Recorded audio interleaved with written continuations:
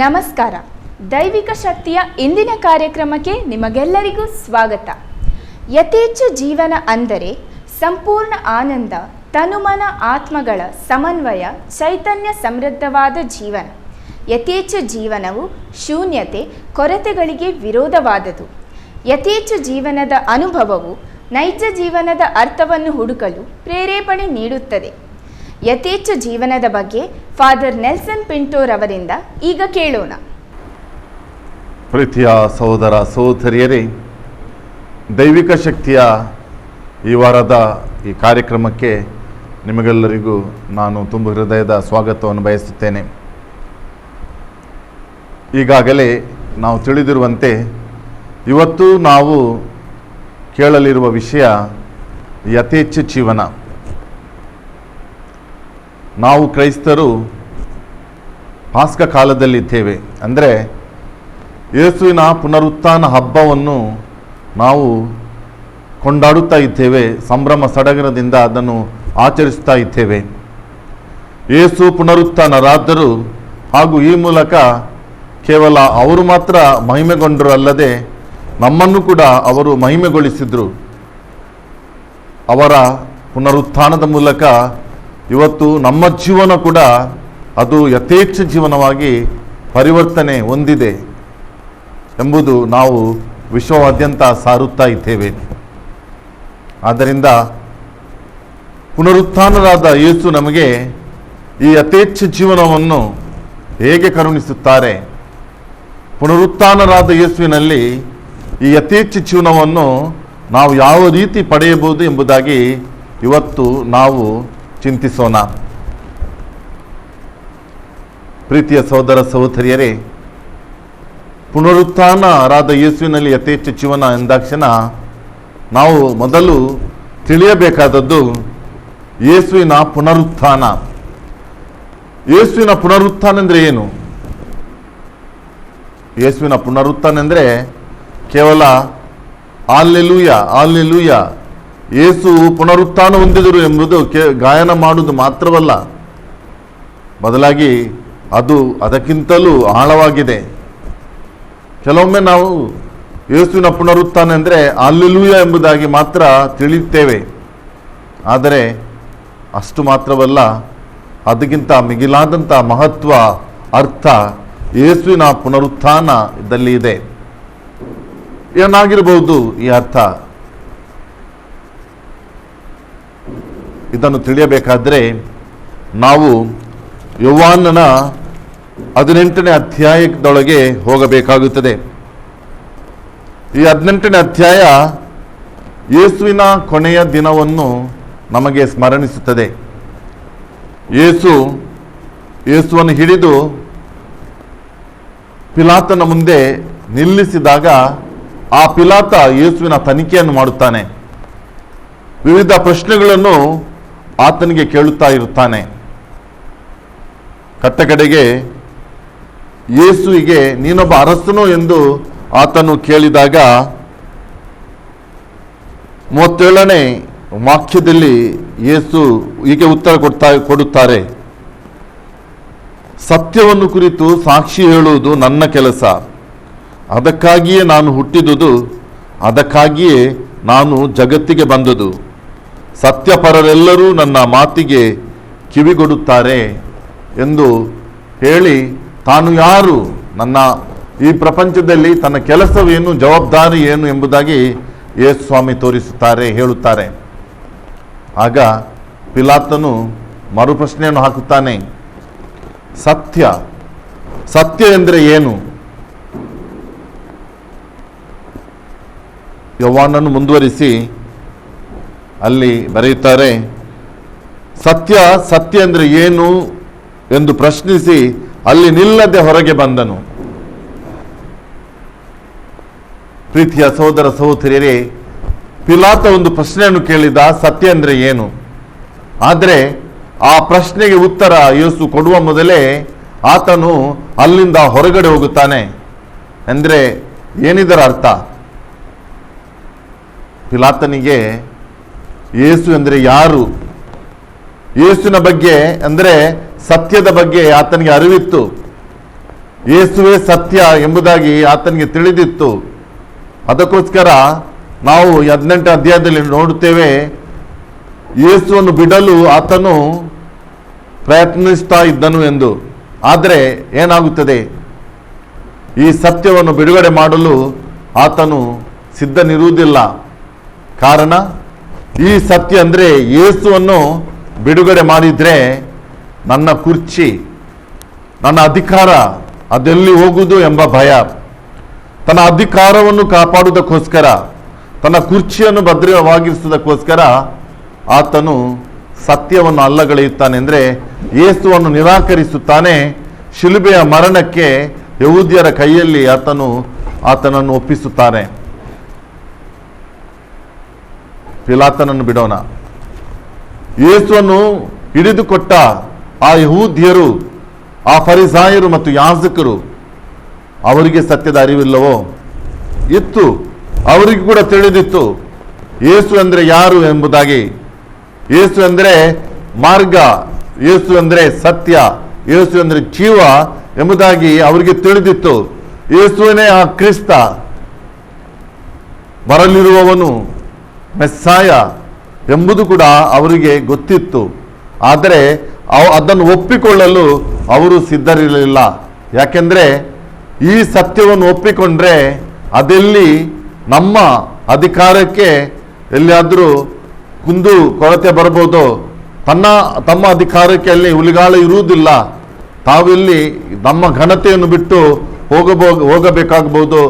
ಜನರೆಲ್ಲರೂ ಈ ಯೇಸುವನ್ನು ಹಿಂಬಾಲಿಸಿಕೊಂಡು ಆತನ ಹಿಂದೆ ಹೋಗಬಹುದು ಎಂಬ ವಿವಿಧ ರೀತಿಯ ಭಯದಲ್ಲಿ ತೊಡಗಿ ಅವರು ಈ ಸತ್ಯವನ್ನು ಮುಗಿಸಲು ಪ್ರಯತ್ನಿಸುತ್ತಾರೆ. ಅದರ ಪ್ರಯತ್ನವೇ ಯೇಸುವನ್ನು ಹಿಡಿದು ಪಿಲಾತನ ಮುಂದೆ ನಿಲ್ಲಿಸಿ ಕೊನೆಗೆ ಶಿಲುಬೆಗೆ ಅವರು ಏರಿಸಿದ್ದು.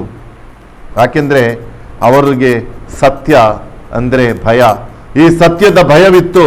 ಈ ಸತ್ಯವನ್ನು ಒಪ್ಪಿಕೊಂಡು ಆ ಸತ್ಯದ ಜೀವನ ಅಂದರೆ ಆ ಯೇಸು ನೀಡುವಂತಹ ಆ ಯಥೇಚ್ಛ ಜೀವನ ಅವರಿಗೆ ಬೇಡವಾಗಿತ್ತು. ಬಹುಶಃ ಇತಿಹಾಸದಲ್ಲೇ ಮೊದಲ ಬಾರಿಗೆ ಸತ್ತ ಮನುಷ್ಯನಿಗೆ ಬಹಳ ಭದ್ರತೆಯನ್ನು ನೀಡಿದಂತಹ ಘಟನೆ. ಯೇಸು ಶಿಲುಬೆ ಮೇಲೆ ಸತ್ತ ನಂತರ ಅರಿಮತ್ತಾಯದ ಯೋಸೇಫನ ಆ ಸಮಾಧಿಯಲ್ಲಿ ಆತನ ಶಿಷ್ಯರು ಇಡುತ್ತಾರೆ. ಆದರೆ ಯಹೂದ್ಯರು ಹೋಗಿ ಪಿಲಾತನಲ್ಲಿ ಭದ್ರತಾ ಕಾವಲುಗಾರರನ್ನು ಅವರು ಕೇಳುತ್ತಾರೆ. ಯಾಕೆಂದರೆ ಸತ್ಯದ ಭಯ. ಸತ್ಯವನ್ನು ನಾವು ಕೊಲ್ಲಿಸಿದ್ದೇವೆ, ಆದರೆ ಈ ಸತ್ಯ ಎಲ್ಲಿ ಸ್ಫೋಟಗೊಳ್ಳುವುದೋ, ಈ ಸತ್ಯ ಸ್ಫೋಟಗೊಂಡು ಎಲ್ಲಿ ಪುನಃ ನಮ್ಮ ಘನತೆಗೆ ಕುಂದುಕೊರತೆ ಬರಬಹುದು ಎಂಬಂಥ ಭಯ. ಅದಕ್ಕೋಸ್ಕರ ಸತ್ತ ಮನುಷ್ಯನಿಗೆ ಬಹಳ ಭದ್ರತೆ, ಕಾವಲು ಆಳುಗಳು ಅಲ್ಲಿ ಅವರು ನೇಮಿಸುತ್ತಾರೆ. ಎಷ್ಟೇ ಭದ್ರತೆ ಇದ್ದರೂ, ಎಷ್ಟೇ ದೊಡ್ಡ ಬೀಗ ಹಾಕಿದ್ರು, ಎಷ್ಟೋ ಭದ್ರತಾ ಪಡೆಯನ್ನು ಅಲ್ಲಿ ನೇಮಿಸಿದರೂ ಸತ್ಯವನ್ನು ಅಡಗಿಸಲು ಯಾರಿಂದಲೂ ಸಾಧ್ಯವಿಲ್ಲ. ಆ ಸತ್ಯ ಅಲ್ಲೇ ಉಳಿಲಿಲ್ಲ. ಬದಲಾಗಿ 3ನೇ ದಿನ ಆ ಸತ್ಯ ಅಲ್ಲಿಂದ ಹೊರಗೆ ಬರುತ್ತದೆ. ಯೇಸು ಪುನರುತ್ಥಾನರಾಗುತ್ತಾರೆ. ಯೇಸು ಪುನರುತ್ಥಾನರಾಗುವುದೆಂದರೆ ಅದು ಸತ್ಯದ ವಿಜಯ. ಪುನರುತ್ಥಾನರಾದ ಯೇಸು ಸತ್ಯವನ್ನು ವಿಶ್ವವಾದ್ಯಂತ ಸಾರುತ್ತಾರೆ. ಯೇಸು ತನ್ನ ಜೀವಿತ ಕಾಲದಲ್ಲಿ ಅವರು ಸತ್ಯವನ್ನು ನುಡಿಯಲೇ ಬಂದಿದ್ದರು. ಅವರು ಆಡಿದ ಪ್ರಕಾರ ಅವರ ಮಾತಿನಲ್ಲಿ ಪ್ರತಿ ಹಂತದಲ್ಲೂ ಸತ್ಯವೇ ಕಾಣುತ್ತಾ ಇತ್ತು. ಸಮಾಜದಲ್ಲಿಂತಹ ಭ್ರಷ್ಟಾಚಾರವನ್ನು, ಸಮಾಜದಲ್ಲಿಂದ ಅನ್ಯಾಯವನ್ನು, ದೀನ ದಲಿತರನ್ನು ಶೋಷಿಸುವಂತಹ ಕ್ರಮವನ್ನು ಉನ್ನತ ವರ್ಗದವರನ್ನು ಅವರು ಧಿಕ್ಕರಿಸ್ತಾ ಇದ್ದರು. ಪ್ರತ್ಯೇಕವಾಗಿ ಯಾಜಕರು, ಧರ್ಮಶಾಸ್ತ್ರಿಗಳು ಹೇಗೆ ಧರ್ಮವನ್ನು ತಮ್ಮ ಸ್ವಾರ್ಥಕ್ಕೋಸ್ಕರ ಬಳಸ್ತಾ ಇದ್ದರು, ಅದನ್ನು ಅವರು ಖಂಡಿಸ್ತಾ ಇದ್ದರು. ಸತ್ಯ ಹೇಳಿದಾಗ ಇದ್ದದಂತೆ ಹೇಳಿದರೆ ಬಹಳ ಕೋಪ ಬರುವುದಂತೆ. ಅಂತೆಯೇ ಆಯಿತು ಈ ಯಾಜಕರಿಗೆ, ಧರ್ಮಶಾಸ್ತ್ರಿಗಳಿಗೆ. ಈ ಸತ್ಯವನ್ನು ಅವರು ಮುಗಿಸಲು ಪ್ರಯತ್ನ ಪಟ್ಟರು, ಶಿಲುಬೆಗೇರಿಸಿದರು. ಆದರೂ ಕೂಡ ಸತ್ಯ ಕೊನೆ ಕಾಣಲಿಲ್ಲ, ಬದಲಾಗಿ ಸತ್ಯ ಪುನರ್ಜೀವಂತವಾಗುತ್ತದೆ. ಯೇಸು ಪುನರ್ಜೀವಂತರಾಗುತ್ತಾರೆ. ಯೇಸುವಿನ ಪುನರ್ಜೀವನ ಅಥವಾ ಅವರ ಪುನರುತ್ಥಾನ ಆದ ಘಟನೆಯನ್ನು ನಾವು ವಿಭಿನ್ನ ರೀತಿಯಲ್ಲಿ ನೋಡಬೇಕು, ಒಂದು ಭಿನ್ನ ರೀತಿಯಲ್ಲಿ ನೋಡಬೇಕು.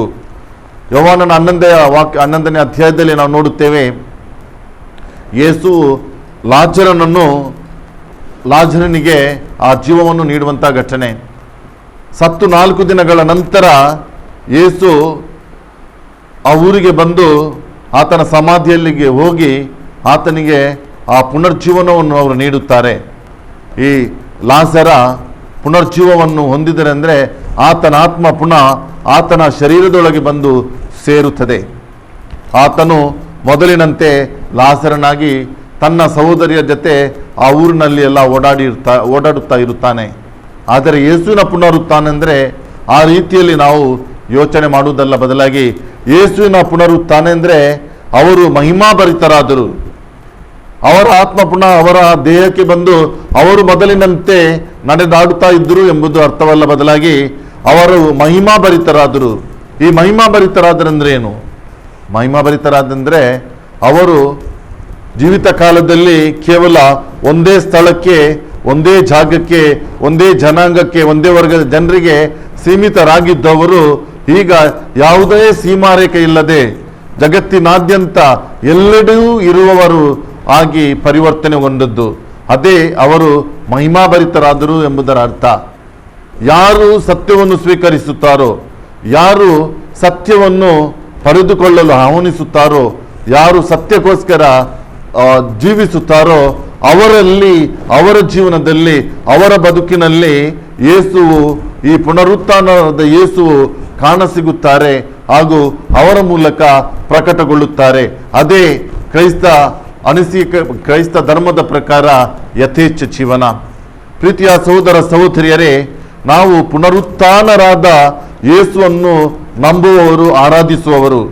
ಪುನರುತ್ಥಾನರಾದ ಯೇಸುವನ್ನು ನಂಬುವುದು, ಅವರನ್ನು ನಾವು ಆರಾಧಿಸುವುದೆಂದರೆ ನಾವು ಅವರ ಆ ಜೀವನವನ್ನು ನಮ್ಮದಾಗಿಸುವುದು, ಆ ಸತ್ಯವನ್ನು ನಮ್ಮದಾಗಿಸಿ ಆ ಸತ್ಯದ ಜೀವನವನ್ನೇ ನಡೆಸುವುದು.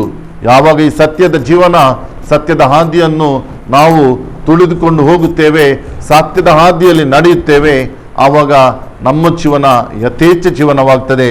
ಯಾವುದೇ ರೀತಿಯ ಅಂಜಿಕೆಗೆ ಒಳಗಾಗದೆ, ಯಾವುದೇ ರೀತಿಯ ಕಷ್ಟಗಳಿಗೆ ಎದೆಗುಂದದೆ ಎಲ್ಲವನ್ನೂ ಎದುರಿಸುವ ಸಾಮರ್ಥ್ಯವನ್ನು ಹೊಂದಿದಂತಹ ಆ ಯಥೇಚ್ಛ ಜೀವನವಾಗುತ್ತದೆ. ಇದಕ್ಕೆ ಸಾಕ್ಷ್ಯ ಯೇಸುವಿನ ಪ್ರೇಷಿತರು. ಯೇಸುವನ್ನು ಹಿಡಿದಾಗ, ಶಿಲುಬೆಗೇರಿಸಿದಾಗ ಅವನ ಬಳಿಯಲ್ಲಿ ಯಾರೂ ಇರಲಿಲ್ಲ. ಯೋಹಾನ ಮತ್ತು ಮಾತೆ ಮರಿಯಳು ಹಾಗೂ ಕೆಲವೊಂದು ಸ್ತ್ರೀಯರು ಮಾತ್ರ. ಅದ ನಂತರ ಅವರು ಎಲ್ಲರೂ ಒಟ್ಟುಗೂಡುತ್ತಾರೆ. ಒಂದು ಕೋಣೆಯಲ್ಲಿ ಅವಿತುಕೊಂಡಿದ್ದು ಅವರು ಇರುತ್ತಾರೆ. ಕಿಟಕಿ ಬಾಗಿಲುಗಳನ್ನು ಮುಚ್ಚಿ ಗಡಗಡ ನಡುಗುತ್ತಾ ಅವರು ಭಯಭ್ರಾಂತರಾಗಿ ಅವರು ತಮ್ಮನ್ನೇ ಆ ಕೋಣೆಯಲ್ಲಿ ಅವಿತುಕೊಂಡಿರಿಸಿದ್ದರು. ಎಲ್ಲಿ ನಮ್ಮನ್ನು ಕೂಡ ಹಿಡಿದು ಕೊಂದಾರು ಎಂಬ ಭಯ. 3 ವರ್ಷಗಳಲ್ಲಿ ಆ ಯೇಸು ಅವರಿಗೆ ಅದೆಷ್ಟನ್ನು ತಿಳಿಸಿದ್ರು ಕೂಡ ಸ್ವಲ್ಪವೂ ಅರ್ಥವಾಗದಂತಹ ಹೆಡ್ಡರು ಅವರಾಗಿದ್ದರು. ಅವರಿಗೆ ಏನೂ ತಿಳಿದಿರಲಿಲ್ಲ, ಏನೂ ಅರ್ಥವಾಗ್ತಾ ಇರಲಿಲ್ಲ. ಆದರೆ ಅಂಥ ಪ್ರೇಷಿತರು ಯಾವಾಗ ಯೇಸು ವಾಗ್ದಾನಿಸಿದಂತೆ ಆ ಸತ್ಯದ ಸ್ವರೂಪಿಯಾದ ಪವಿತ್ರಾತ್ಮರು ಅವರಲ್ಲಿ ಬಂದಿಳಿಯುತ್ತಾರೋ, ಪಂಚಶತ್ತಾಮದ ದಿನ, ಆವಾಗ ಅವರಲ್ಲಿ ಬದಲಾವಣೆ ಆಗ್ತದೆ. ಅವರಲ್ಲಿ ಸಂಪೂರ್ಣವಾದ ಬದಲಾವಣೆ ಆಗ್ತದೆ. ಆ ಪವಿತ್ರಾತ್ಮರ ಪ್ರೇರಣೆಯ ಮೂಲಕ ಅವರು ಹೊಸ ಜೀವವನ್ನು ಪಡೆಯುತ್ತಾರೆ. ಪುನರುತ್ಥಾನರಾದ ಯೇಸು ಅವರ ಮೂಲಕ ಪ್ರಕಟಗೊಳ್ಳಲು ಆರಂಭಿಸುತ್ತಾನೆ. ಅಲ್ಲಿಯ ತನಕ ಹೆದರಿಕೊಂಡಿದ್ದವರು ಅವರು ಒಮ್ಮೆಲೆ ಸತ್ಯವನ್ನು ಸಾರುವ ಕೆಲಸದಲ್ಲಿ ಮುಂದಾಗುತ್ತಾರೆ. ಯಾರಿಗೂ ಭಯಪಡದೆ ನಾವು ನೋಡುತ್ತೇವೆ.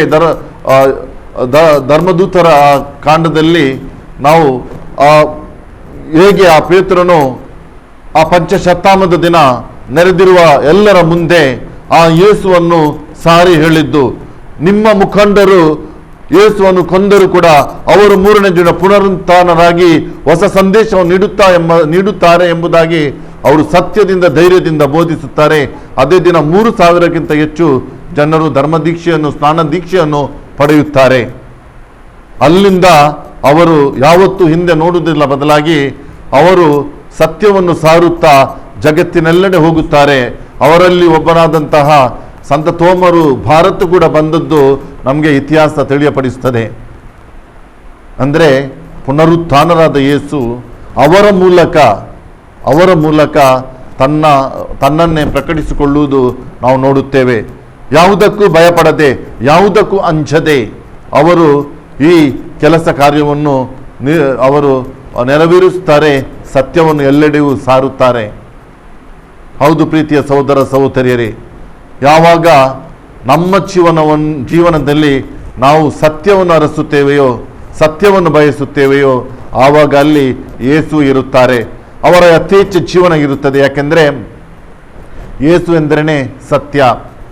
ಯೇಸು ಎಂದರೇನೆ ಸತ್ಯ. ಯಾವಾಗ ನಾವು ಸತ್ಯವನ್ನು ಆಲಿಂಗಿಸುತ್ತೇವೆ, ಸತ್ಯದ ಜೀವನವನ್ನು ನಡೆಸುತ್ತೇವೆ, ನಾವು ಯೇಸುಸ್ವಾಮಿ ಯೋಹಾನನ ಗ್ರಂಥದಲ್ಲಿ 8ನೇ ಅಧ್ಯಾಯದಲ್ಲಿ 32ನೇ ವಾಕ್ಯದಲ್ಲಿ ಆಲಿಸಿದ ಓದುವಾಗೆ, ನೀವು ಸತ್ಯವನ್ನು ಅರಿತುಕೊಳ್ಳುವಿರಿ, ಸತ್ಯವು ನಿಮಗೆ ಸ್ವಾತಂತ್ರ್ಯ ನೀಡುವುದು ಎಂಬುದಾಗಿ ನಲ್ಲಿ ಬರೆದಿದೆ. ಅಂದರೆ ಯಾವಾಗ ಈ ಸತ್ಯವನ್ನು ನಮ್ಮ ಜೀವನದಲ್ಲಿ ಅರಿತುಕೊಳ್ಳುತ್ತೇವೆಯೋ ಆವಾಗ ನಮ್ಮ ಜೀವನ ಮುಕ್ತ ಜೀವನವಾಗ್ತದೆ. ನಮ್ಮ ಜೀವನ ಸ್ವಾತಂತ್ರ್ಯವನ್ನು ಪಡೆದಂತಹ ಜೀವನವಾಗ್ತದೆ. ನಮ್ಮ ಜೀವನ ಗುಲಾಮತನದ ಜೀವನವಾಗುವುದಿಲ್ಲ. ಇವತ್ತು ನಾವು ಯಾರು ಗುಲಾಮತನವನ್ನು ಬಯಸುವುದಿಲ್ಲ. ನಮಗೆ ಯಾರಿಗೂ ಈ ದಾಸ್ಯದ ಬದುಕು ಬೇಡ. ನಾವು ಸ್ವತಂತ್ರರಾಗಬೇಕು. ನಾವು ಸ್ವಾತಂತ್ರ್ಯತೆಯನ್ನು ಪಡೆದು ಈ ಸ್ವೇಚ್ಛೆಯಿಂದ ಜೀವಿಸಬೇಕೆಂಬುದೇ ಎಲ್ಲರೂ ಬಯಸುತ್ತಾರೆ. ಆದರೆ ಸ್ವಾತಂತ್ರ್ಯ ಅಂದರೆ ಏನು? ಸ್ವಾತಂತ್ರ್ಯ ಅಂದರೆ ನಮಗೆ ಮನಸ್ಸಿಗೆ ಬಂದಾಗಿ ಜೀವಿಸುವುದಲ್ಲ, ನಮಗೇನಾದ್ರು ಬೇಕೋ ಅದನ್ನು ಪರಿಪಾಲಿಸುವುದಲ್ಲ, ಬದಲಾಗಿ ಸತ್ಯವನ್ನು ಅರಿಸಿಕೊಂಡು ಸತ್ಯದ ಜೀವನವನ್ನು ನಡೆಸುವುದು. ಇವತ್ತಿನ ಈ ಆಧುನಿಕ ಜಗತ್ತಿನಲ್ಲಿ ನಾವು ನೋಡುತ್ತೇವೆ, ಸ್ವಾತಂತ್ರ್ಯ ಅಂದರೆ ತಮಗೆ ಬೇಕಾದಾಗೆ ಜೀವಿಸುವುದು. ಈ ಪ್ರಪಂಚದ ಮೂಚನ್ನು ಅನುಭವಿಸಿಕೊಂಡು ಈ ರಂಗಿನ ಈ ಪ್ರಪಂಚದ ಈ ತಳುಕು ಬಳುಕಿನಲ್ಲಿ ನಾವು ನಲಿದಾಡಿಕೊಂಡು ಜೀವಿಸುವುದೇ ಸ್ವಾತಂತ್ರ್ಯ ಎಂಬುದಾಗಿ ತಿಳಿದುಕೊಳ್ಳುವವರು ಹಲವಾರು ಮಂದಿ ಇದ್ದಾರೆ. ಆದರೆ ಸ್ವಾತಂತ್ರ್ಯ ಅಂದರೆ ಅದಲ್ಲ, ಬದಲಾಗಿ ಸ್ವಾತಂತ್ರ್ಯ ಎಂದರೆ ಸತ್ಯ ಎಂದರೆ ಯೇಸು. ಯಾವಾಗ ಈ ಯೇಸುವನ್ನು ನಾವು ಜೀವನದಲ್ಲಿ ಪಡೆಯುತ್ತೇವೆ ಅಥವಾ ಈ ಜೀವನದಲ್ಲಿ ನಾವು ಒಪ್ಪಿಕೊಳ್ಳುತ್ತೇವೆ, ಅವರು ಬೋಧಿಸಿದ ಬೋಧನೆಯನ್ನು ಒಪ್ಪಿಕೊಳ್ಳುತ್ತೇವೆ, ಆವಾಗ ಅವರು ಸಾರಿದ ಸತ್ಯವು ನಮ್ಮದಾಗುತ್ತದೆ. ಈ ಸತ್ಯವು ಮಾತ್ರ ನಮಗೆ ಒಂದು ಮುಕ್ತ ಜೀವನ ಅಂದರೆ ಯಥೇಚ್ಛ ಜೀವನವನ್ನು ನೀಡಲು ಶಕ್ತರಾಗುತ್ತದೆ. ಹಾಲಿವುಡಿನ ಪ್ರಖ್ಯಾತ ನಟಿ ಮರ್ಲಿನ್ ಮೊನ್ರೋ ಇವರಲ್ಲಿಗೆ ಬಿಲ್ಲಿ ಗ್ರಾಮ್ ಎಂಬಂತಹ ಶುಭ ಸಂದೇಶಕಾರ ಹೋಗುತ್ತಾನೆ. ಹೋಗಿ ಶುಭ ಸಂದೇಶವನ್ನು ಬೋಧಿಸಿದಾಗ ಆಕೆ ಹೇಳುತ್ತಾಳೆ, ನನಗೆ ಈ ಶುಭ ಸಂದೇಶ, ನನಗೆ ಯೇಸುವಿನ ಸಂದೇಶ ಅಗತ್ಯವಿಲ್ಲ. ಇದು ಹೇಳಿದ 48 ತಾಸುಗಳ ಒಳಗಡೆ ಆಕೆ ತನ್ನ ಹೋಟೆಲು ಕೋಣೆಯಲ್ಲಿ ಸತ್ತು ಬಿದ್ದುದು ವರದಿಯಾಗುತ್ತದೆ. ಆಕೆಯಲ್ಲಿ ಎಲ್ಲವೂ ಇತ್ತು, ಆದರೆ ಸತ್ಯವಿರಲಿಲ್ಲ. ಈ ಪ್ರಪಂಚದ ಮೋಜು, ಈ ಪ್ರಪಂಚದ ತಳುಕು ಬಳುಕೆ ಎಲ್ಲವೂ ಎಂಬುದಾಗಿ ಆಕೆ ತಿಳಿದುಕೊಂಡಿದ್ದಳು. ಆದರೆ ಅದು ಆಕೆಗೆ ಆ ಸ್ವಾತಂತ್ರ್ಯವನ್ನು ನೀಡಲಿಲ್ಲ. ಬದಲಾಗಿ ಆಕೆ ಗುಲಾಮಲಾಗಿಯೇ ಸಾಯುತ್ತಾಳೆ. ಪ್ರೀತಿಯ ಸಹೋದರ ಸಹೋದರಿಯರೇ, ಯಾವಾಗ ನಾವು ಯೇಸುವನ್ನು ನಮ್ಮ ಜೀವನದಲ್ಲಿ ಪಡೆದುಕೊಳ್ಳುತ್ತೇವೆಯೋ, ಅವರ ಜೀವನವನ್ನು, ಅವರ ಬೋಧನೆಯನ್ನು ನಮ್ಮದಾಗಿಸಿಕೊಂಡು ಅದನ್ನು ನಮ್ಮ ಜೀವನದಲ್ಲಿ ಪರಿಪಾಲಿಸಲು ನಾವು ಪ್ರಯತ್ನಿಸುತ್ತೇವೆಯೋ, ಆವಾಗ ಆ ನಮ್ಮ ಜೀವನ ಯಥೇಚ್ಛ ಜೀವನವಾಗ್ತದೆ. ನಮಗೆ ಇನ್ನೊಂದು ಉದಾಹರಣೆ ನಾವು ಶುಭ ಸಂದೇಶದಲ್ಲಿ ಹೊಸ ಒಡಂಬಡಿಕೆಯಲ್ಲಿ ನೋಡುತ್ತೇವೆ. ಸೌಲನಿದ್ದದು ಪೌಲನಾದದು. ಸೌಲ ತನ್ನ ಧರ್ಮಕ್ಕೋಸ್ಕರ ಎಲ್ಲವನ್ನು ಮಾಡಲು ಸಿದ್ಧನಿದ್ದ. ಕ್ರೈಸ್ತ ಧರ್ಮ ತನ್ನ ಧರ್ಮ ವಿರೋಧಿ, ಇದನ್ನು ನಾಶಪಡಿಸಬೇಕೆಂಬುದು ಆತನ ಅವನಿಕೆ ಆಗಿತ್ತು. ಅದಕ್ಕೋಸ್ಕರ ದಮಾಸ್ಕದಲ್ಲಿರುವಂಥ ಕ್ರೈಸ್ತರನ್ನು ಬಂಧಿಸಲು ಆತನು ಹೋಗುವ ಸಂದರ್ಭದಲ್ಲಿ ಸತ್ಯ ಸ್ವರೂಪಿ ಯೇಸು ಆತನಿಗೆ ದರ್ಶನವನ್ನು ಮೀಯುತ್ತಾರೆ. ಅಲ್ಲಿ ಆತನಿಗೆ ಸತ್ಯದ ದರ್ಶನವಾಗ್ತದೆ. ಯಾವಾಗ ಆತನಿಗೆ ಸತ್ಯದ ಅರಿವಾಗುತ್ತದೋ ಆತನು ಯಾವತ್ತೂ ಹಿಂದೆ ನೋಡುವುದಿಲ್ಲ, ಬದಲಾಗಿ ಯೇಸುವಿನ ಪ್ರೇಷಿತನಾಗಿ ಆತನು ಕೆಲಸ ಮಾಡುತ್ತಾನೆ. ಯೇಸುವನ್ನು ಕಣ್ಣಾರೆ ಕಾಣದಿದ್ದರೂ ಕೂಡ ಯೇಸುವಿನ ಸತ್ಯವನ್ನು ಅರಿತುಕೊಂಡು ಈ ಸತ್ಯಕ್ಕೆ ಸಾಕ್ಷಿ ನೀಡುವುದಕ್ಕೋಸ್ಕರ ಎಲ್ಲಿಂದೆಲ್ಲಿಗೆ ಪ್ರಯಾಣ ಮಾಡುತ್ತಾನೆ. ಹಲವಾರು ಧರ್ಮಸಭೆಗಳನ್ನು ಆತನು ಸೃಷ್ಟಿಸುತ್ತಾನೆ. ಮಾತ್ರವಲ್ಲ, ಯೇಸುವನ್ನು ಬೋಧಿಸುತ್ತಾ ಕಟ್ಟಕಡೆಗೆ ಆ ಯೇಸುವಿಗೋಸ್ಕರ, ಆ ಸತ್ಯಗೋಸ್ಕರ ತನ್ನ ಪ್ರಾಣವನ್ನೇ ನೀಯಲು ಆತನು ಭಯಪಡುವುದಿಲ್ಲ. ಪ್ರೀತಿಯ ಸಹೋದರ ಸಹೋದರಿ, ಇದು ಯಥೇಚ್ಛ ಜೀವನ. ಯಥೇಚ್ಛ ಜೀವನ ಎಂದರೆ ಪ್ರಪಂಚದಲ್ಲಿರುವಂಥ ಆಸ್ತಿ ಪಾಸ್ತಿಗಳನ್ನು ಗಳಿಸಿಕೊಂಡು ಬ್ಯಾಂಕಿನಲ್ಲಿ ಒಂದು ದೊಡ್ಡ ಡೆಪಾಸಿಟ್ ಇಡುತ್ಕೊಂಡು ಸಮಾಜದಲ್ಲಿ ಉನ್ನತ ಸ್ಥಾನವನ್ನು ಅಲಂಕರಿಸಿ ಗೌರವವನ್ನು ಪಡೆದು ಬಾಳುವುದಲ್ಲ. ಇದರ ಜತೆಗೆ ಯಾವಾಗ ಕ್ರಿಸ್ತ ಮತ್ತು ಆತನ ಸಂದೇಶ ಇರುತ್ತದೋ ಆವಾಗ ಮಾತ್ರ ಇವೆಲ್ಲವೂ ಕೂಡ ಅರ್ಥ ಬರುತ್ತದೆ. ಇವೆಲ್ಲವೂ ಇಲ್ಲದಿದ್ದರೂ ಕ್ರಿಸ್ತನಿದ್ರೆ, ಆತನ ಬೋಧನೆ ಇದ್ದರೆ, ಆತನ ಸಂದೇಶವಿದ್ದರೆ ಸಾಕು, ಆ ಜೀವನ ಯಥೇಚ್ಛ ಜೀವನವಾಗ್ತದೆ. ಯಾಕೆಂದ್ರೆ ಇಲ್ಲಿ ಭಯವಿಲ್ಲ, ಇಲ್ಲಿ ನಾಳಿನ ಚಿಂತೆ ಇಲ್ಲ. ಇವತ್ತಿನ ಬದುಕು ಸಂತೋಷದಿಂದ ಸಾರೋಣ ಎಂಬಂತಹ ಒಂದು ಆಶಯ ಮಾತ್ರ. ಯಾಕೆಂದ್ರೆ ಈ ಜೀವನದಲ್ಲಿ ದೇವರಿದ್ದಾರೆ. ಆ ದೇವರಲ್ಲಿ ತಮ್ಮ ಸಂಪೂರ್ಣ ಭರವಸೆನಿಟ್ಟುಕೊಂಡು ವಿಶ್ವಾಸವನ್ನಿಟ್ಟುಕೊಂಡು ಬಾಳುವುದೇ ಜೀವನ, ಯಥೇಚ್ಛ ಜೀವನ. ಪುನರುತ್ಥಾನರಾದಂಥ ಯೇಸು ಈ ಯಥೇಚ್ಛ ಜೀವನವನ್ನು ನಮಗೆ ಕೊಡುಗೆಯನ್ನಿತ್ತಿದ್ದಾರೆ. ಕೇವಲ ಒಂದು ಪ್ರದೇಶಕ್ಕೆ ಸೀಮಿತರಾಗಿದ್ದವರು ಪುನರುತ್ಥಾನದ ಮೂಲಕ ಇವತ್ತು ಪ್ರಪಂಚದೆಲ್ಲೆಡೆ ಅವರು ಲಭ್ಯರಿದ್ದಾರೆ. ಇವತ್ತು ನಾವು ಯೇಸುವನ್ನು ನಮ್ಮ ಹೃದಯದಲ್ಲಿ ಯಾವ ಸಂದರ್ಭದಲ್ಲಿ ಕೂಡ ಪಡೆಯಬಹುದು.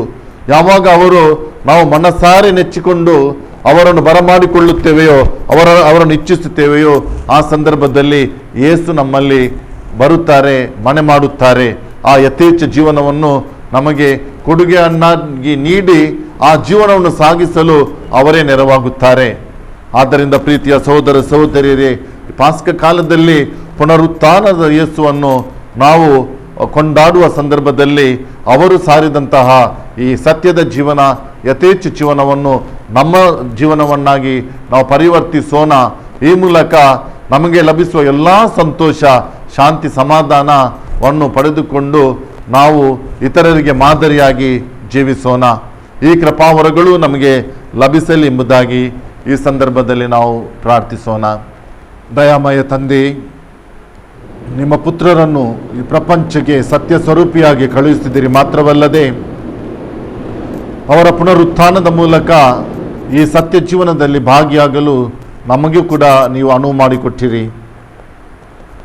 ಸತ್ಯ ಜೀವನದ ಈ ಯಥೇಚ್ಛ ಜೀವನವು ನಮ್ಮದಾಗಿಸಿಕೊಂಡು ಈ ಪ್ರಪಂಚದಲ್ಲಿ ಕೇವಲ ಈ ಪ್ರಾಪಂಚಿಕ ವಸ್ತುಗಳಿಗೆ ಮಾರು ಹೋಗದೆ, ಬದಲಾಗಿ ಈ ದೈವಿಕ ಶಕ್ತಿಯನ್ನು ಯೇಸುವಿನ ಮೂಲಕ ಪಡೆದುಕೊಂಡು ಈ ಯಥೇಚ್ಛ ಜೀವನವನ್ನು ನಡೆಸಲು ನಮಗೆ ನೀವು ಬೇಕಾದ ವರಪ್ರಸಾದಗಳನ್ನು ದಯಪಾಲಿಸಿರಿ.